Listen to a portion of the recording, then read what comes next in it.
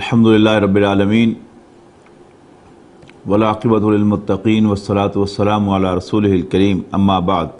In the last session we learnt about three types of kalima. For your convenience I can say three parts of speech in Arabic grammar. They were ism, fail and harf. Today we'll learn more about ism. Ism is the name of a person, an object or an act. In English, to speak or write a noun, you are only supposed to know one character of that noun, and that is its number, whether it is singular or plural. Especially you have to learn, you have to know about its usage. For example, child. We know it's singular.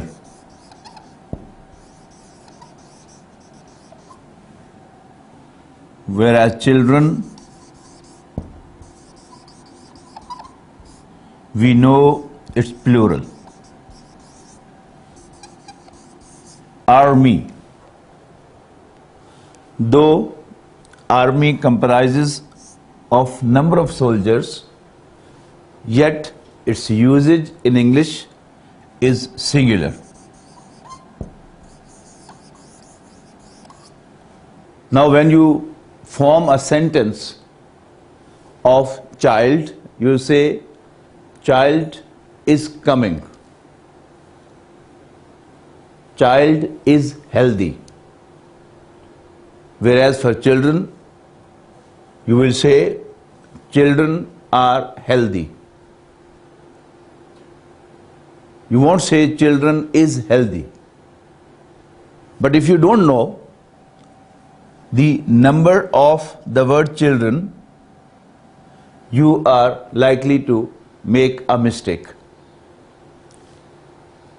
Army, though it comprises of number of soldiers, yet its usage is singular, so you will say army is being deployed. Army is coming. As compared to that, in English usage, police, its usage is plural. So police are coming. That's all you are supposed to know and learn about a noun before you speak it out or you write it down in a sentence. As compared to English, in Arabic, a noun has 4 characters. In Arabic, a noun has 4 characters, and before you speak a noun in a sentence or you write it down in a sentence, you have to be sure about its 4 characters. If you don't know the 4 characters, you are likely to commit a blunder. 4 characters of an Arabic noun or an Arabic ism are: 1, its capacity.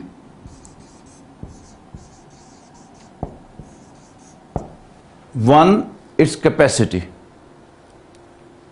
That is, whether it is ma'rafa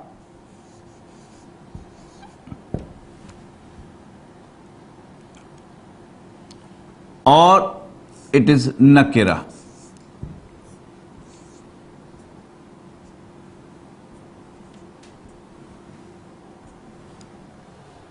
Whether it is ma'rafa or it is nakira.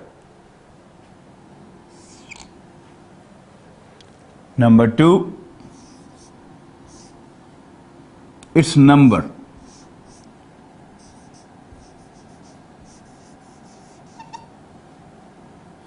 That is, whether it is singular, wahid,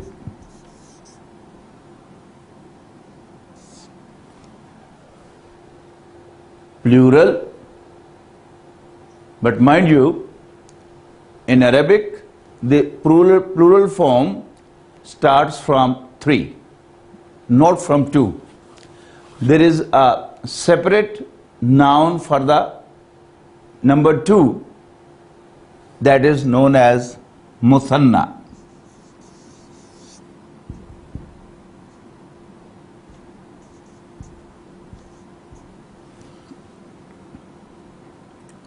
The act of forming muthanna is called tasniya, and in some books you will find instead of muthanna the word tasniya here. And then jama, that is plural.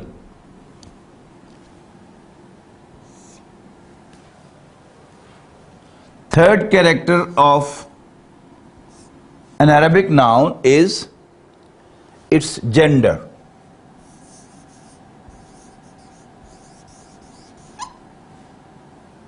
That is, whether it's masculine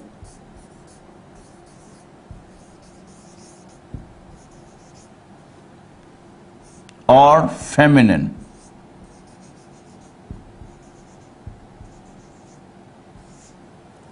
And the fourth one is its status. This is the classical feature of the Arabic noun. And this is the most important. To learn about the status of the noun and be conscious about the status of the noun will help you get into the language.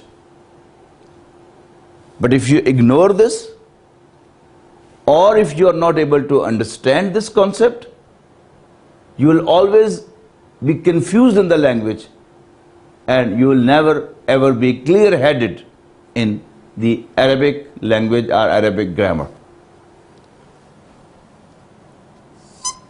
Status can be compared with the 3 cases of pronoun in English. So in Arabic, the 3 forms of the status are the form of rafa,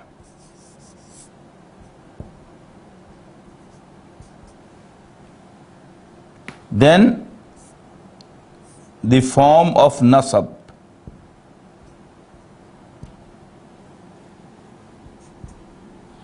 and the form of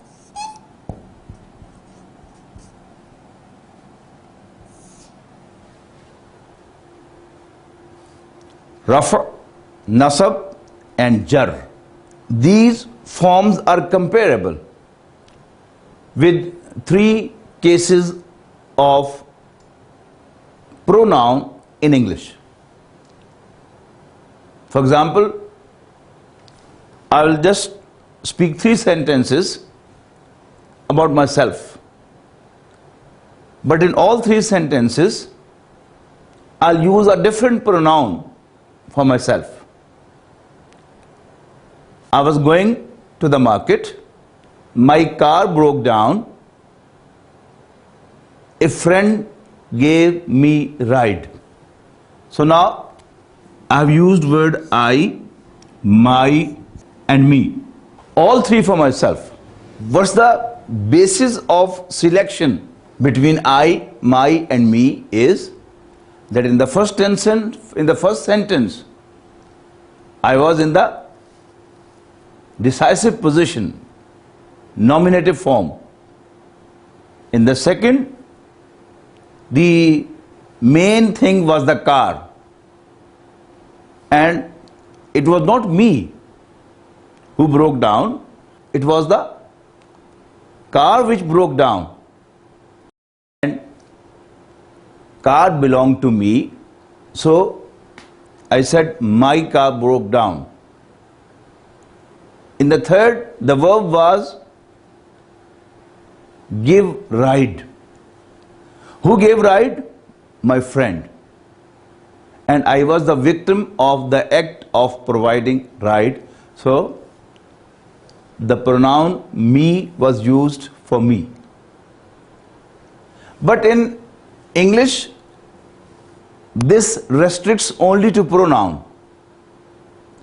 But for noun, if I don't use the noun, if somebody is telling, it will say, Abdussamie was going to market, Abdussamie's car broke down, a friend provided Abdussamie a ride. So in English, it's Abdussamie, Abdussamie and Abdussamie. But if someone else tells about me, he will say, he was going to market, his car broke down, and a friend gave him a ride. So in pronoun, it may be first person pronoun or third person pronoun, there will be a change. But for noun, there is no change in English. But in Arabic, a noun must have these three forms. You will use in a sentence, in a construction, either of these three. All three cannot be used. Maybe in certain cases, all three forms appear like the same. But in a sentence, there will be only one form being used. So an Arabic noun has four characters. One, capacity of the noun, whether it is definite or indefinite. That is ma'rifa or nakira. Its number, whether it is wahid, muthanna or plural. Wahid, muthanna, arjama, singular, muthanna or plural. And third character of a noun in Arabic is its gender, whether it is masculine or feminine. Again, it's important. In English, this masculine and feminine form mainly restricts to the living beings. But the non-living, the physical objects, normally don't have any gender. Only in certain cases, for example, country, you use the pronoun she for it. They are just exceptions. But in every noun, you don't have to think about its gender. But about number, in English, you have to be very cautious. And then, in English, as for noun, there is no status. But for pronoun, yes. A pronoun must have a status. You have to be conscious that which of the pronoun, or you can say which form of the pronoun, you have to be conscious that which form of the pronoun you have to use in a sentence or in a construction. But in Arabic, noun, pronoun, whatever, because in Arabic, pronoun itself is a type of noun, a type of ism. So for all nouns, you have to be conscious about its status. No noun in Arabic exists without any status, without any gender, without any number, and without its being specified whether it is ma'rifa or nakira. Let's now learn more about these four characters. As I mentioned, that status is the most important character or the classical feature of the language, and to get into the language, you have to be conscious about the status, and you must understand the concept of status in Arabic language. So we'll start from the status before the others.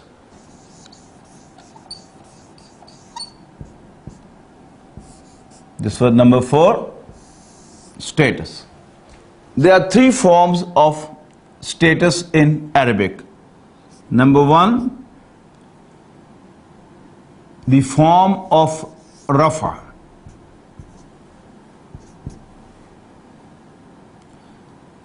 This is comparable with the nominative form, nominative case of pronoun.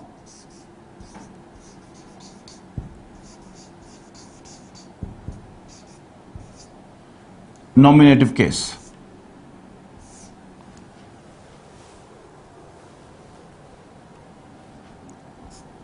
Number 2 is the form of nasab. This is comparable with the possessive objective.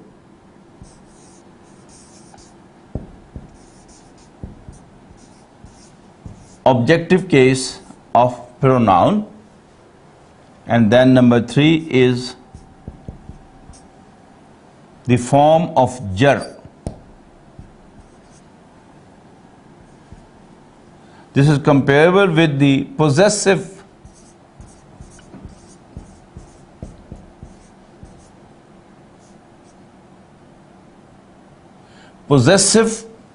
case of pronoun. Just for our convenience, we can make the initials or the signs of this form. We'll indicate this form with the upward arrow in the following lectures, and we'll indicate the objective form or objective case or the nasab form with the downward arrow, and we'll indicate the possessive form with the backward arrow. Just keep this in mind. Rafa upward, nasab downward, and jar backward arrow. Rafa comparable with the nominative case, nasab comparable with the objective case, and jar comparable with the possessive case. In the last lecture we talked about harakat.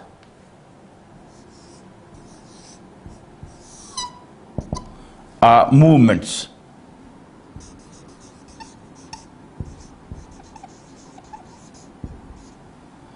That is Dhamma, Fatha, Kasra, and opposite of that, that is Sukoon, which is indicated with this, or it can be indicated like this. Mostly the status or i'rab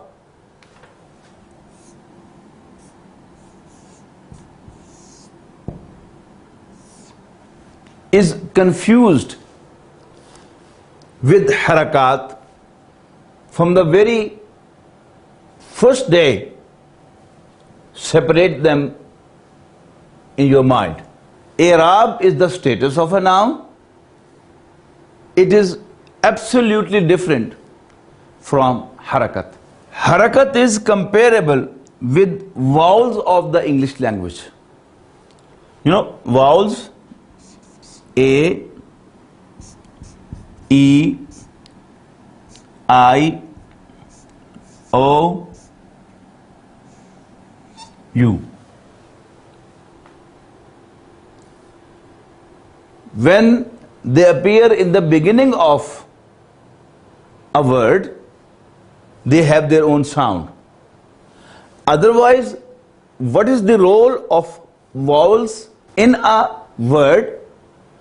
They only indicate the direction of the movement of the sound of the letter before the vowel. For example, these are two sounds in English: P sound and T sound. Now, you have to move from P to T, but you don't know where T is placed. T is placed here, T is placed here, or T is placed here. To approach T, in which direction you have to move. It's the vowel will let you know which direction you will move the P sound. For example, if it is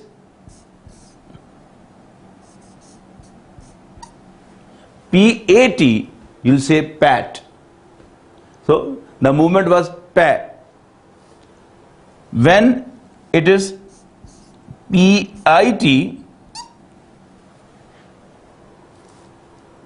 you will move the P sound by P. Sound is the same, but when you pronounce in which direction you will move that sound, it is the vowel which tells you. So here you will say pit. Sounds are the same, P and T. When you have U between P and T, now you move the P sound in another direction, that is put. So here you say pa, here you say P, and here you pronounce the P sound as pu. So pa, pi, pu. So it's the vowel following the P sound which tells you in which direction you have to move the P sound. The same is achieved in Arabic by the harakat.